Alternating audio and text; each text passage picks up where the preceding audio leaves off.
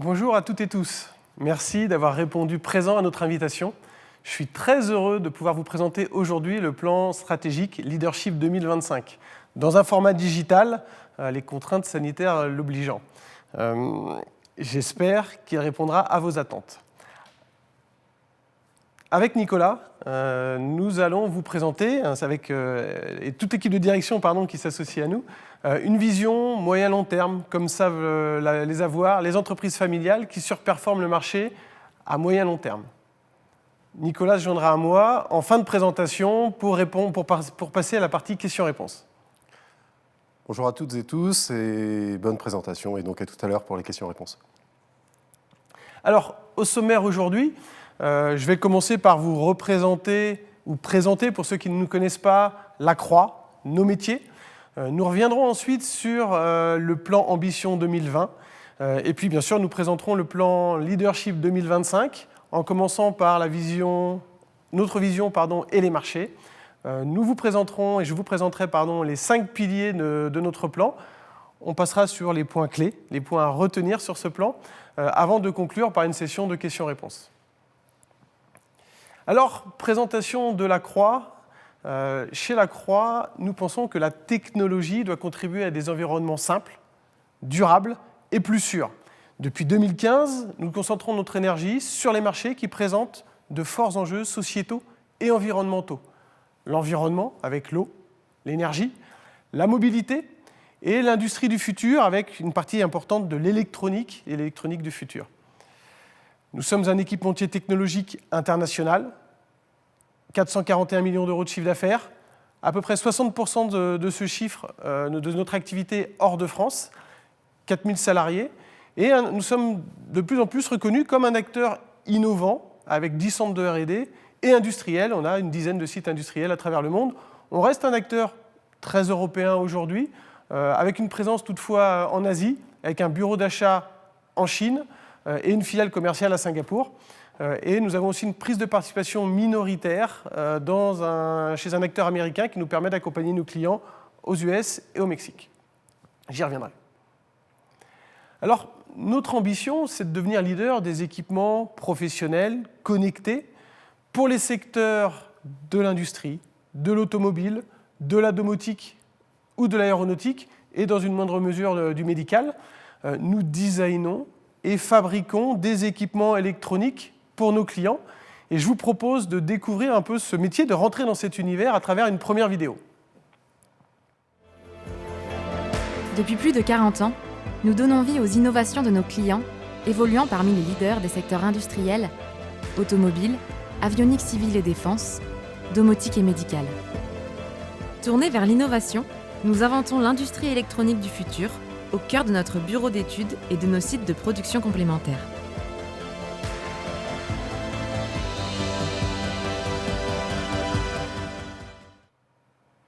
Alors, grâce à notre expertise, nous permettons à nos clients d'intégrer dans leurs produits des systèmes connectés, de l'IoT, des capteurs, des systèmes d'alimentation ou d'éclairage à LED ou de la gestion d'appareils. Ce que l'on fait pour nos clients, on le fait également à travers nos propres équipements. Et là, on fournit des équipements pour les gestionnaires d'infrastructures de la voirie, une voirie de plus en plus intelligente. Et on fournit des équipements dans différents domaines, tout ce qui est pilotage d'éclairage public. Là, on ne fournit pas la source lumineuse, le poteau, mais bien les capteurs, les systèmes de télégestion de cet éclairage et le raccordement électronique et électrique, souvent en pied de poteau. On fournit également tous les équipements de gestion de trafic, panneaux à message variable, contrôleurs de feu de carrefour et tous les systèmes qui permettent de sécuriser les péages, les tunnels. On fournit également des équipements dans la signalisation routière. Pour ceux qui nous connaissent depuis un peu plus longtemps, c'était le métier historique du groupe, c'est le métier historique du groupe, qui ne représente aujourd'hui plus que 10% de notre activité, et qui, ce métier historique, se transforme également avec l'apparition de nouveaux systèmes d'une signalisation plus intelligente, avec des capteurs, avec des systèmes de flash. Pour vous situer cette transformation, un panneau classique à 80, c'est à peu près une centaine d'euros. Un système avec des capteurs qui permettent de sécuriser une école ou des passages accidentogènes liés à la faune, c'est des systèmes qu'on va pouvoir vendre entre 30 000 et 50 000 euros. Dernier point important dans cette activité City, le V2X. Le V2X, c'est une activité qui se développe de plus en plus. C'est toute la connexion de l'infrastructure ce que je vous ai cité auparavant, avec les véhicules connectés et autonomes. Pour vous illustrer cette voirie qui devient de plus en plus intelligente, je vous propose une deuxième courte vidéo sur le pilotage ou le renforcement de l'intelligence de l'éclairage public.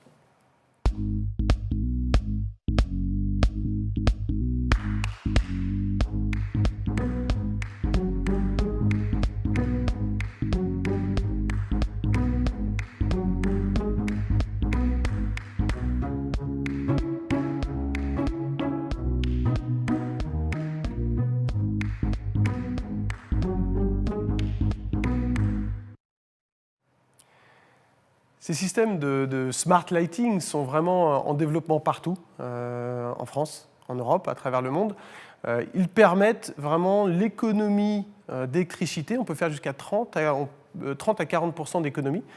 Et puis également, ça fait, tout en maintenant la sécurité et le confort, ça permet d'éviter la pollution lumineuse. Ce qu'on fait pour la voirie intelligente, on le fait également pour les gestionnaires d'infrastructures à qui on fournit des équipements leur permettant de piloter des infrastructures dans l'eau potable, les eaux usées. On est leader en France, on exporte dans plus de 40 pays dans ces domaines. À peu près 8 châteaux d'eau sur 10, par exemple, sont pilotés par nos équipements en France. Ce qu'on fait pour les réseaux d'eau, on le fait également pour les réseaux électriques intelligents, où on est leader, pour le coup, en Allemagne, où à peu près un tiers des éoliennes sont raccordées au réseau électrique intelligent par nos équipements. Nos équipements pilotent les sous-stations de raccordement électrique. Et également, ce qu'on va le faire dans l'eau pour des Veolia, dans les infrastructures, on le fait dans tout ce qui est chauffage, ventilation, sur les réseaux de chaleur, notamment pour les bâtiments collectifs. Ça, c'est plutôt une ultra niche, mais dans lequel on se développe. Pour illustrer la puissance de nos solutions et de ce qu'on apporte à nos équipements, je vous propose une dernière vidéo qui va, je pense, vous montrer toute l'intelligence que les équipements permettent d'apporter à des infrastructures. Sur un cas d'usage simple, la télégestion d'une station de traitement d'eau potable.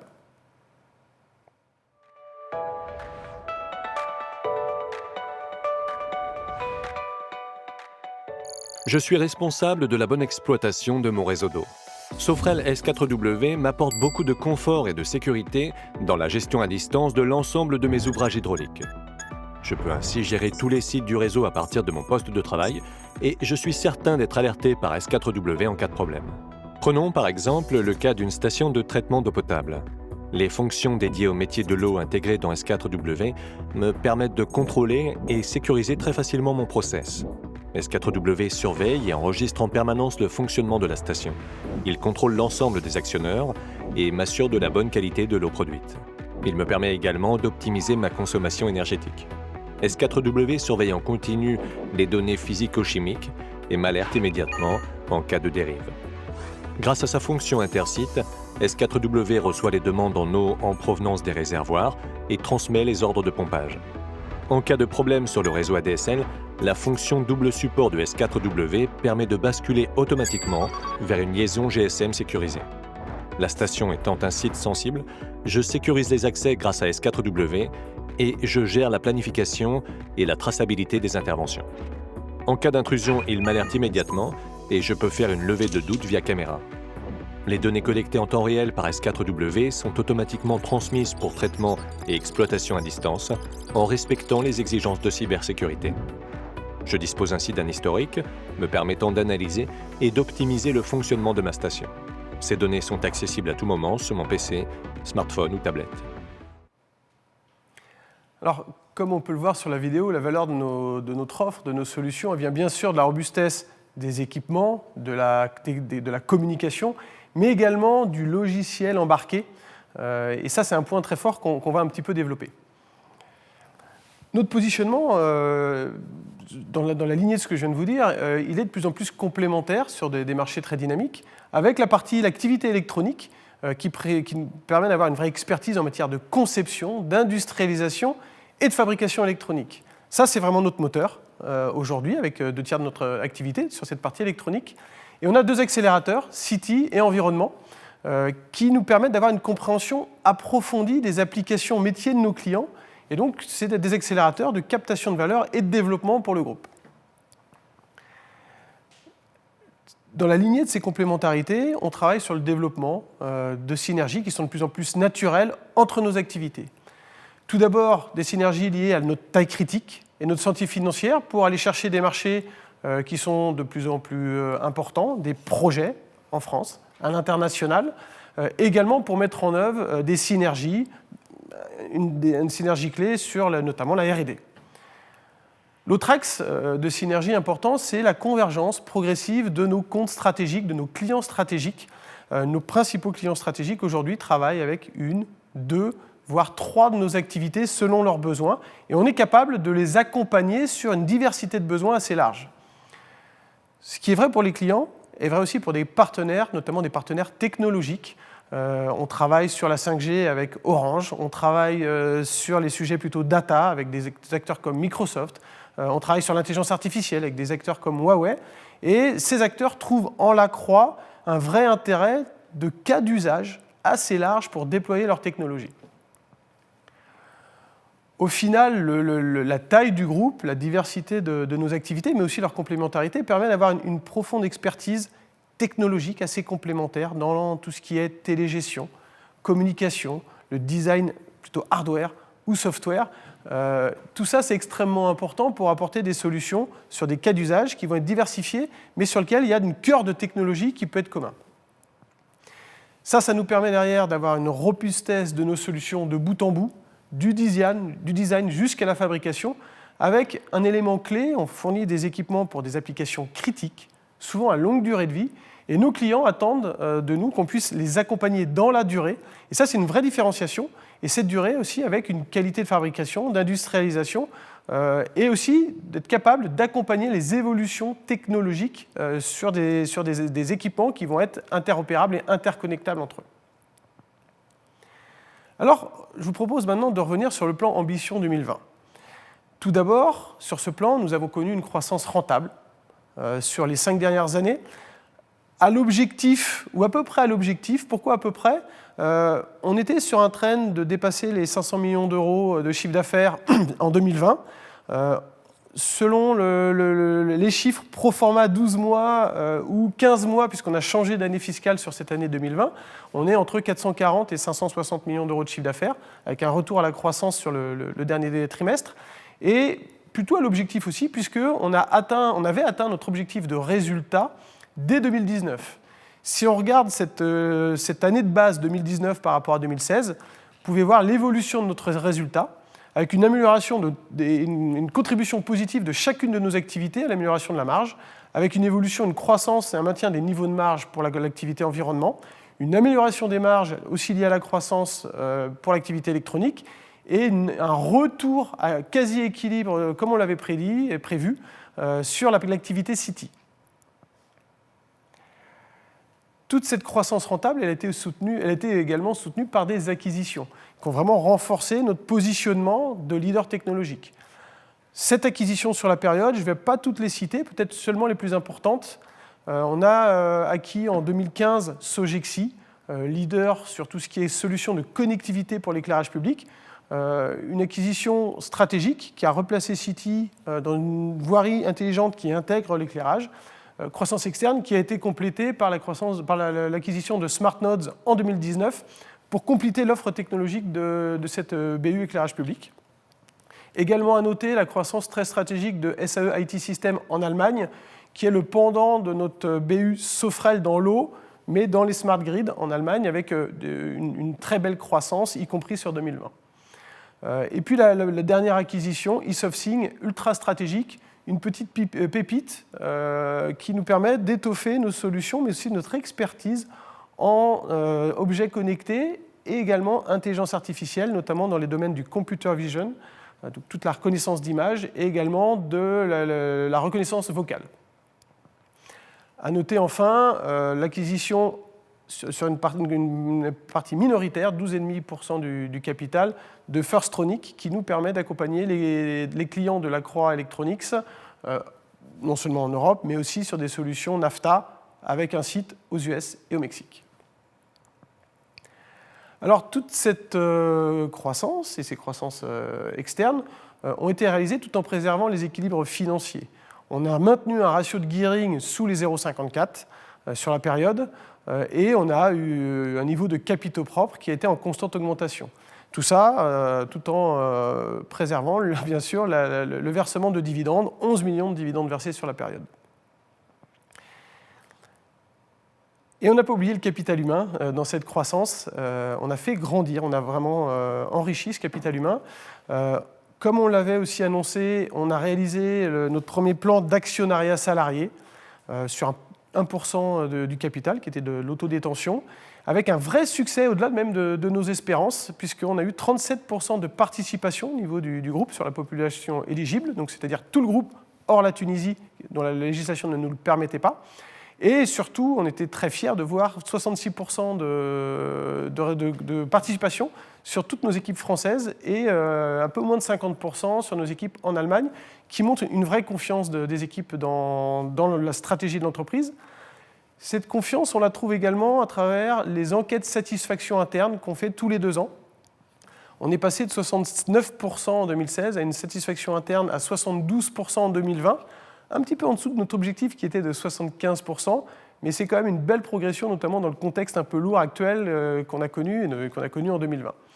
Et ce qui ressort aussi de cette enquête, comme je vous le disais, c'est vraiment une forte confiance de nos équipes dans la stratégie du groupe.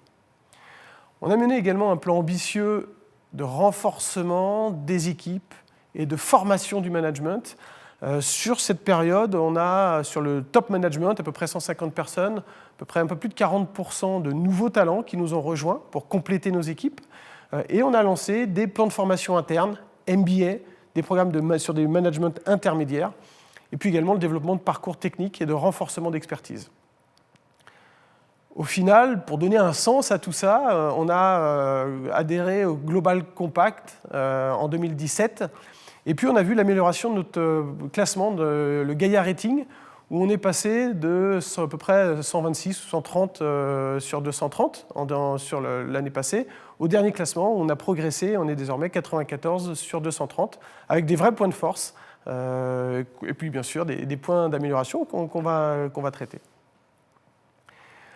Ce qu'il faut bien comprendre sur ce plan 2020 et ce qui a fait notre réussite, c'est notre modèle, avec un modèle résilient de croissance rentable.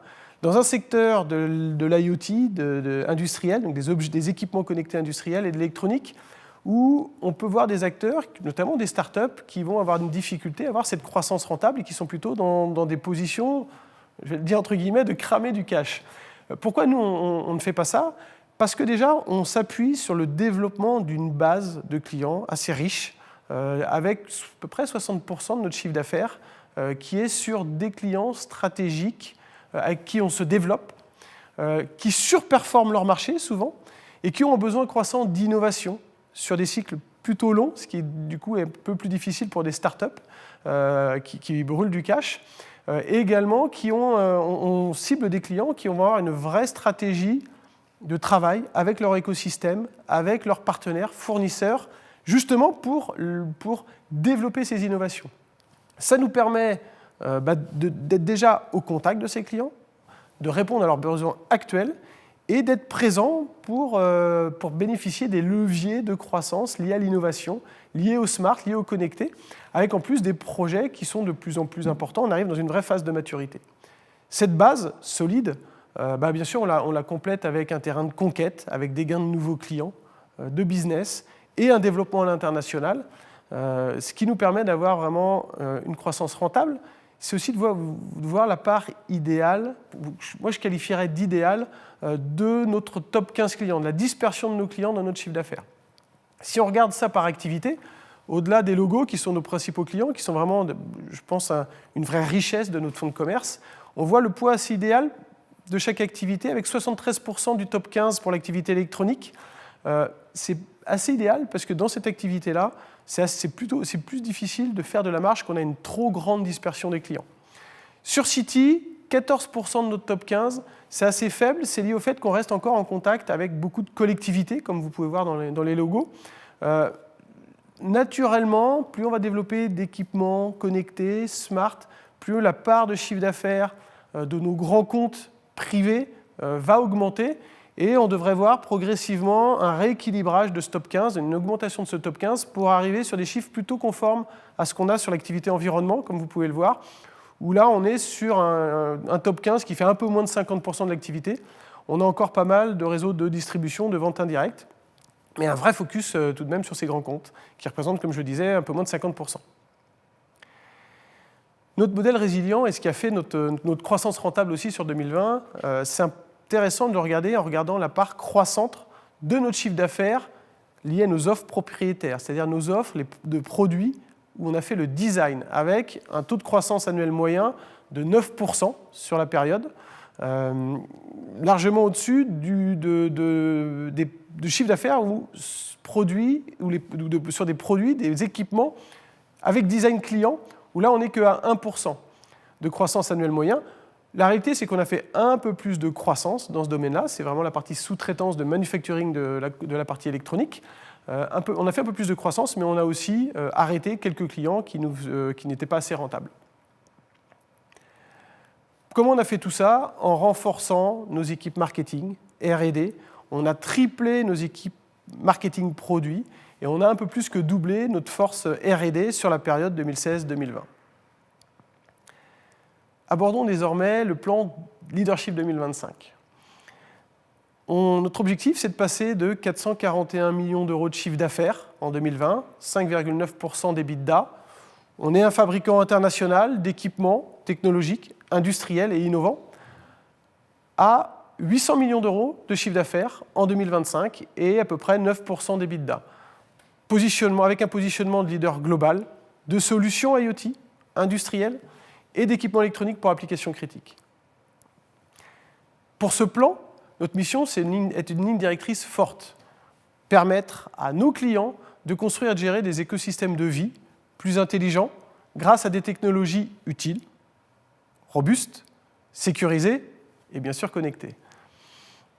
Alors, dans ce marché, on voit, nous, un vrai boom global du marché de l'IoT. Je vais vous passer toutes les études de marché sur le sujet.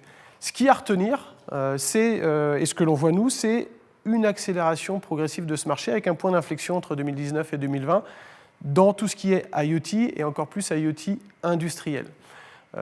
Et puis également, ce point d'inflexion et cette croissance à venir, elle prévaut pour toutes les zones du monde. Ce qui est à retenir, ce que vous pouvez retenir et que nous on voit sur le marché au contact de nos clients, c'est qu'on rentre dans une nouvelle phase de maturité et des perspectives de croissance sur tous nos marchés cibles. La mobilité, la gestion de trafic, l'éclairage intelligent, bien sûr, et puis tout ce qui est smart grid, énergie renouvelable, et également une croissance à 2 chiffres sur les réseaux de distribution d'eau. Dans ce contexte, et dans le contexte actuel, le Covid a pu un petit peu ralentir les investissements dans les solutions smart ou dans des fonctions électroniques chez nos clients. On voit vraiment que ça comme un faible ralentissement et plutôt un accélérateur puissant à long terme dans les cas d'usage IoT et des fonctions électroniques intelligentes pour multiplier les accès à distance, les applications sans contact ou connecter des infrastructures qui n'étaient pas encore. Alors, pourquoi on est confiant sur ces tendances? C'est qu'on voit aussi des vraies tendances technologiques, sociétales, qui boostent nos marchés. On est déjà dans une digitalisation accélérée qui permet le déploiement massif de capteurs, de fonctions électroniques intelligentes, bien sûr, mais il y a également des nouveaux relais de croissance, que ce soit sur les mobilités, les mobilités intelligentes, les smart grids. Et là, on voit vraiment une augmentation des besoins en matière d'électronique et de connexion pour récupérer de la donnée. Ces tendances-là sont aussi accompagnées d'une pression environnementale avec une augmentation du coût des ressources, une sensibilisation accrue qui nécessite plus de mesures, de connexion pour justement avoir ces mesures, et puis un cadre réglementaire qui favorise le développement de solutions intelligentes. Nos équipements pilotent également des infrastructures, pour certaines vieillissantes. Désormais, partout dans le monde, le renouvellement des infrastructures ou le déploiement de nouvelles infrastructures se fait toujours avec des technologies connectées. Et sur ces infrastructures à longue durée de vie, il y a une demande là aussi croissante de solutions industrielles, robustes. On sort des expérimentations un peu gadget. Là, on est sur du déploiement de solutions qui nécessitent cette industrialisation plus forte, cette robustesse. et dans lequel viennent s'intégrer de plus en plus des contraintes ou des enjeux, des demandes de cybersécurité. Dernier point, la maturité technologique accrue dans tous les domaines, notamment de l'IoT, permettent une réduction des coûts, un déploiement plus large de parcs. Et cette réduction des coûts permet aussi de toucher des nouveaux cas d'usage et d'atteindre des nouveaux volumes. Et donc là, on est justement sur cette accélération, plus de volume, plus de baisse de coûts, qui génèrent eux-mêmes d'autres volumes. Et puis on est aussi sur une taille critique de marché, avec la consolidation d'acteurs, de clients, du passage à l'échelle sur des marchés, qu'ils soient publics ou privés. Et puis une dernière tendance qui est cette stratégie de relocalisation, de réindustrialisation. À titre personnel, je suis vice-président du conseil stratégique de la filière électronique et on travaille avec la DGE, avec le Conseil national de l'industrie, sur toute cette stratégie de relocalisation ou de réindustrialisation de notre pays, avec une vraie prise de conscience, début 2020, de la dépendance de notre industrie et de notre économie à des pays, notamment comme la Chine. Et donc on travaille et on voit cette tendance également chez nos clients avec des devis, des cotations et également des projets que l'on gagne de rapatriement de production en Europe et en France. Et donc ça nous positionne vraiment idéalement sur ces marchés futurs. Alors, les principaux leviers de croissance pour l'activité électronique, ils sont nombreux, vous le voyez sur les différents secteurs. Dans tous les secteurs, il y a plusieurs leviers de croissance. L'automobile, bien sûr. Alors, l'automobile, je vous rappelle, nous, on n'est pas acteur de l'automobile, on est acteur de l'électronique dans l'automobile. Et là, une forte croissance liée à l'électrification des voitures, à la connexion des voitures, et tout ce qui est aussi conduite assistée, conduite autonome. Dans la domotique, une interopérabilité accrue des équipements, leur connexion. Bien sûr, un trend très fort dans tout ce qui est industrie du futur, digitalisation, pilotage en temps réel des équipements. Et puis un industrial IoT qui se diffuse un peu partout également dans tout ce qui est ville intelligente et dans les infrastructures IoT, eau, énergie et également l'agriculture. Dans ce marché-là, moindre croissance quand même sur la défense, où il y a quand même quelques projets, et sur l'aéronautique, où on prévoit un retour à la normale plutôt sur le fin de plan, une industrie qui est en plein renouvellement et qui est plutôt en décroissance. Qu'est-ce que ça donne en termes de chiffres ? Sur la période, on prévoit une croissance annuelle moyenne organique d'à peu près 3-4%, qui va être tirée par une croissance d'à peu près tous nos sites, alors en restant concentré sur nos secteurs principaux, secteurs de marché principaux. Ça inclut une épuration en continu de notre base de clients ou de projets pour nous concentrer sur des affaires plus rentables. En objectif, on sort à un peu plus de 6% d'EBITDA, donc une amélioration d'un peu plus d'un point de marge qui va être liée à une part croissante de nos fabrications liées à des designs Lacroix et également liée à une compétitivité accrue grâce à nos investissements dans l'industrie du futur. Sur la partie City et environnement, nos principaux leviers de croissance, ils sont nombreux. On les retrouve dans la gestion de trafic, liée à la détection d'usagers, le renforcement de la sécurité, notamment en milieu urbain, l'éclairage public, qui connaît une vraie accélération sur tout ce qui est solutions connectées, la télégestion, comme vous avez pu le voir dans la vidéo. Le V2X, avec des projets qui passent maintenant en déploiement à l'échelle sur les autoroutes connectées, sur les transports publics également, en milieu plus urbain.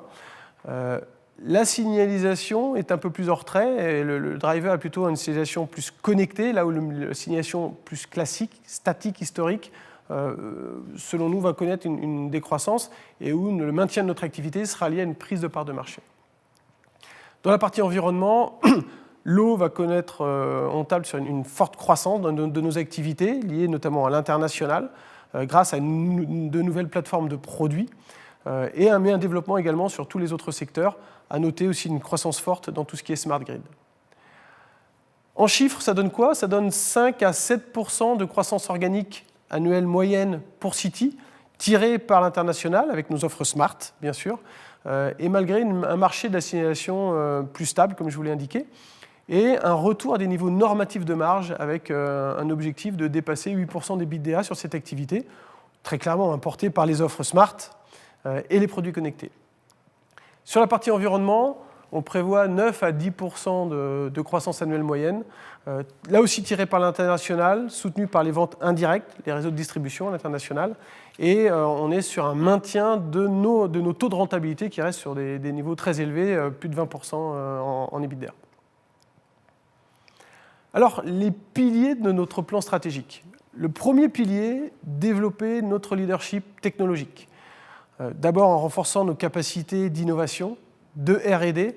On va continuer ce qu'on a lancé lors du plan 2020, plus de synergie technologique avec des plateformes produits technologiques mutualisées entre nos activités, mais des applications spécifiques par segment de marché, ce qui fait vraiment notre force. On va renforcer aussi notre politique liée à la propriété intellectuelle et des projets collaboratifs avec des clients ou des partenaires technologiques. Dans ce plan, on a un fort enjeu de mobilisation de nos domaines d'expertise autour de 3 programmes clés. Tout ce qui va être Edge et Cloud Computing, donc vraiment le traitement de la data en local ou un premier niveau d'agrégation plateforme la croix, on y reviendra. Tout ce qui va être aussi les plateformes au bas niveau de consommation. Et enfin, tout ce qui va être connexion, plateforme de connexion, technologie de connexion cybersécurisée. Pour accéder à toutes ces technologies, on va aussi s'appuyer sur des partenaires stratégiques. J'en ai déjà cité certains d'entre eux. Orange. On fait partie des 10 entreprises au monde qui sont agréées par Amazon pour développer des solutions et des produits avec Alexa, leur moteur de reconnaissance vocale. Et puis on travaille avec les grands mondiaux du semi-conducteur, des acteurs comme ST, comme Renesas, pour intégrer en amont leurs nouvelles plateformes techno qui vont nous permettre d'être plus performants, notamment pour intégrer de l'intelligence artificielle, du edge computing dans nos produits. D'autres acteurs, Huawei, Microsoft, que j'ai déjà cités. Sur ce premier point, à noter quelques chiffres. On cible un peu plus de 50% de nos produits Design Lacroix qui auront moins de 5 ans en 2025. On est à 30% aujourd'hui de produits de moins de 5 ans. Et on prévoit une augmentation également lors du plan de notre force R&D, plus de 60% d'ingénieurs R&D, un doublement de nos investissements. Et également, ce que je vous disais sur la propriété intellectuelle, on a une stratégie de passer à 20 brevets par an en 2025, ce qui nous placera dans le top 10 des ETI françaises au niveau du dépôt de brevets.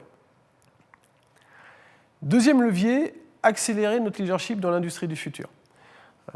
On va continuer à travailler dans la continuité du plan 2020 sur l'amélioration de la performance par de l'automatisation, de la digitalisation sur tous nos flux opérationnels, également tout ce qui est standardisation des protocoles de com, du recueil de données et de l'optimisation de nos opérations en intégrant au plus près de nos métiers, de nos équipements, de nos opérateurs ou opératrices de l'intelligence artificielle. Tout ça, c'est très clairement au service d'un objectif de compétitivité, donc de réduction de coûts, mais également d'efficacité et de flexibilité de nos outils industriels pour un parcours client amélioré. Cette stratégie industrielle s'accompagne bien sûr d'une approche lean et lean globale avec des sites de production implantés à proximité des marchés finaux dans une supply chain la plus globale possible, mais résiliente également, avec un travail en interne et avec nos clients de maximiser les synergies industrielles et les synergies industrielles entre nos propres activités. Là aussi, quelques chiffres ou quelques éléments marqueurs forts de cette stratégie. Déjà, notre projet vitrine, notre projet Symbiose, qui est la première usine d'électronique qui va sortir de terre en France depuis le début des années 2020, qui a vocation à être une vraie usine en rupture, une usine 4.0, et qui sera opérationnelle fin 2021. On est toujours en ligne avec le planning. Et pour autant, ce projet qui est un projet vitrine, on n'en reste pas là. On a un vrai objectif d'avoir 100% de nos sites d'ici 2025 qui sera leader sur l'industrie du futur par rapport à leur concurrence, avec on poussera plus ou moins loin tous les leviers de l'industrie du futur. Par contre, cet objectif, il est clair. Nos sites industriels, leaders par rapport à nos concurrents dans nos différentes activités. Troisième levier, tirer parti de positions géographiques stratégiques, avec une répartition à 3 niveaux.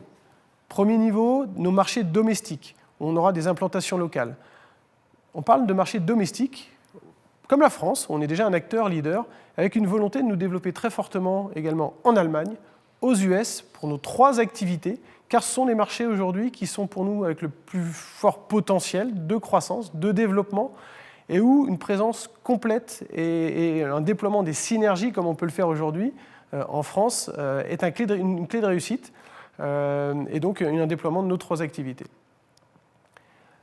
Deuxième niveau, c'est toute la combinaison de nos filiales en pays, Espagne, Italie, Belgique, Maroc et Singapour, avec des équipes de vente et de support technique pour développer notre business localement. Et ça, ce sera associé avec un réseau de distribution sur les autres zones, avec des distributeurs, des intégrateurs pour déployer nos équipements. Troisième niveau, notre empreinte industrielle, complémentaire aux usines qui sont aussi déjà dans les marchés domestiques, Pologne, Tunisie, Mexique, et via notre partenariat avec Maxway, également une usine en Chine.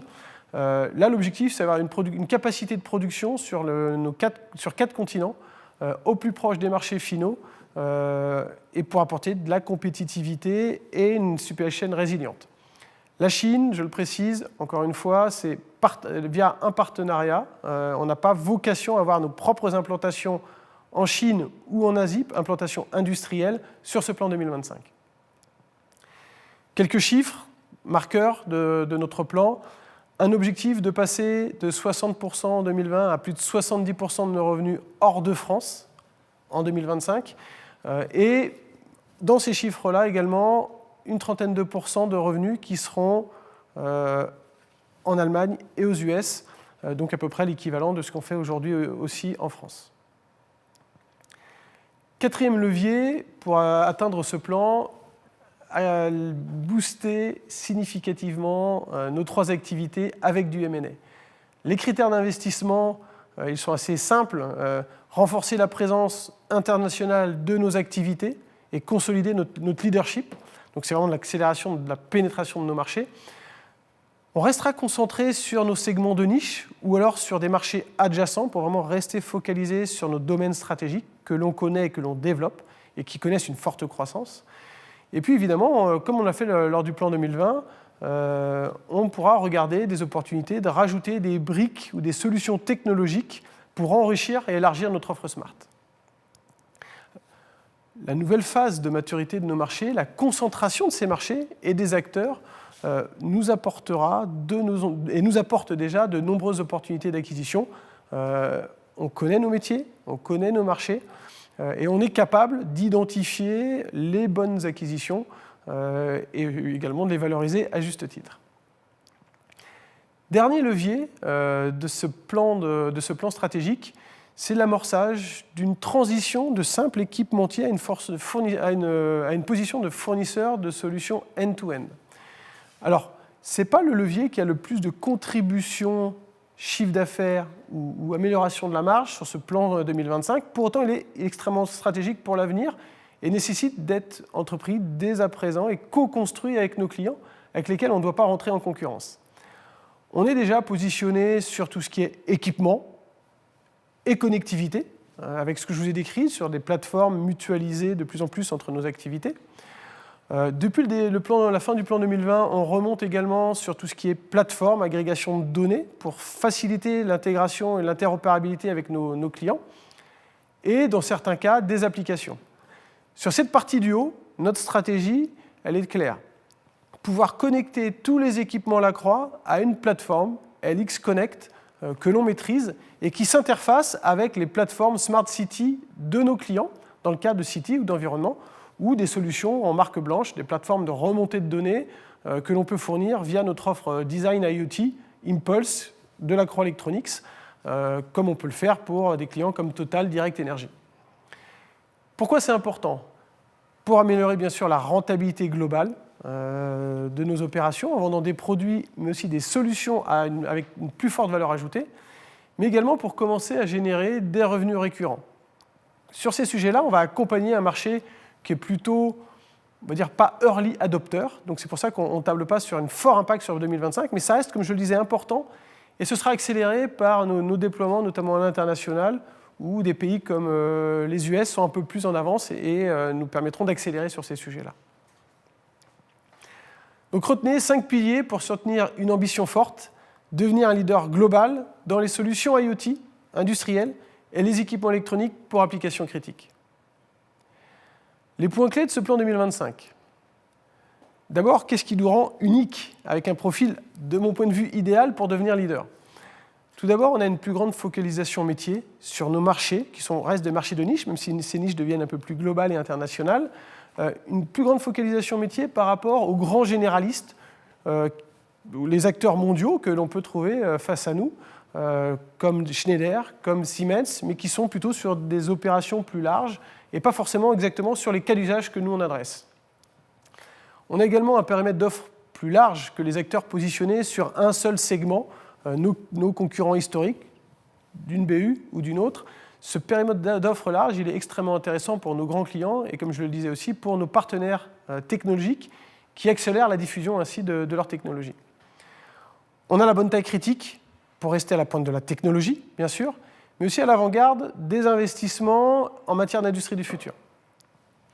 Et puis on garde un profil attractif, parce qu'on a cette solidité, cette taille critique, mais aussi un profil rassurant pour nos grands clients ou nos partenaires, puisqu'on sait les accompagner dans la durée, avec finalement un risque qu'ils jugent plutôt faible de les concurrencer. Ça, c'est un point clé pour tout ce qui est co-innovation pour le futur. Alors, la trajectoire vers 2025, c'est déjà un point de passage en 2021, où on cible un retour à des niveaux normatifs, 500 millions d'euros de chiffre d'affaires, et une amélioration de la marge par rapport au pro forma 12 mois de 2020, avec un niveau qu'on estime pouvoir dépasser 6,5% d'EBITDA. Si on regarde les principaux leviers de contribution à l'augmentation de chiffre d'affaires, le premier, très clairement, c'est le développement de nos offres smart et l'expansion internationale. Le deuxième levier sera la contribution des M&A à ce chiffre d'affaires. Ça vient en plus, et par contre, en moins, on prévoit un rééquilibrage de certains nombres de portefeuilles, projets, clients, qui impactent pas assez positivement, on va dire, nos marges. Sur l'EBITDA, la première contribution, très très clairement, à l'amélioration de l'EBITDA, bien sûr, c'est le déploiement de nos offres smart, qui nous permettent de capter plus de valeur. Les M&A aussi seront contributifs positivement à la marge. Et en troisième, l'industrie du futur, les gains de productivité, de compétitivité de nos outils industriels. Ils sont en troisième parce que ça intègre aussi, ils viennent en net des augmentations de frais de personnel qui sont intégrées dans ce troisième levier. Sur le plan 2025, on prévoit, ce que je vous ai mis en rouge, également une augmentation continue de nos dépenses R&D qui vont nous permettre justement d'aller plus fortement sur le développement de nos offres smart. Alors, quelques chiffres clés pour finir. 800 millions d'euros de chiffre d'affaires, on était à 441 en 2020. Plus de 70% de notre activité hors de France, on est à 60% aujourd'hui. À peu près 9% d'EBITDA en fin de plan, on est à 5,9 en 2020. Et plus de 5% de notre part de CA investie en R&D, ce qui fait en valeur absolue par rapport à notre taille de chiffre d'affaires aujourd'hui, une croissance en pourcentage, et en valeur absolue, un doublement de nos investissements en R&D. Fin de fenêtre, on prévoit un maintien du ratio d'endettement sous les 0,8 et un taux de satisfaction interne clé de nos équipes qui dépassera les 75%. On restera aussi dans une politique de distribution d'à peu près 30% des profits nets. Donc il est désormais temps de conclure. Merci pour votre écoute. J'espère que cette diffusion en digital vous a permis de comprendre ce plan, d'en juger sa pertinence. Et je vous donne rendez-vous à l'occasion des prochaines publications.